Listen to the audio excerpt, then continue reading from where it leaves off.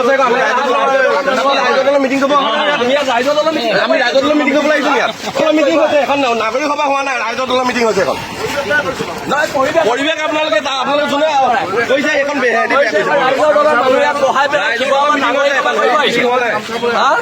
এগালমান বহাই থব আকৌ কাকো পাতিবই নালাগে এনেকুৱা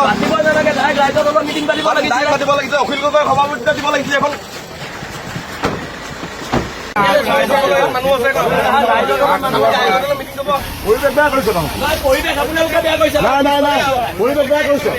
চক নাগৰিক সভা সদায় নিৰপেক্ষ হ'ব লাগে আমি বক্তৃতা দি আছো আমি কি ক'ব লাগে কম তাৰপিছত যদি আমাৰ বক্তৃতাৰ পিছত নাগৰিক সভাই কয় যে এনেকুৱা মন্তব্য নহ'ব এতিয়া চাওক ইয়াত নিৰ্দিষ্ট এটা ৰাজনৈতিক দলৰ মানুহ ইয়াত সৰহকৈ আছে ইয়াত এটা ৰাজনৈতিক দলৰ মানুহ বেছিকৈ আছে আৰু এখন এটা ৰাজনৈতিক মই এতিয়া সেইকাৰণে সভাৰ পৰা ওলাই আহিছোঁ কাৰণ এটা ৰাজনৈতিক দলৰ পৃষ্ঠপোষকতাত এখন সভা হৈছে শিৱসাগৰত প্ৰকৃত নাগৰিক সভা হোৱা নাই মন্তব্য শুনিব লাগিব এখন ৰাজনৈতিক সভাহে হৈছে আৰু সেইকাৰণে মই ত্যাগ কৰিছোঁ আৰু প্ৰকৃত নাগৰিক সভা অনাগত দিনত শিৱসাগৰৰ জ্যেষ্ঠ মানুহখিনিয়ে দিব বুলি মই আশা ৰাখিছোঁ মোক যদি কোনোবাই কয় মোৰ ঘৰ কেনেকৈ চলি আছে আপোনালোকে চাই আহিলেই হ'ব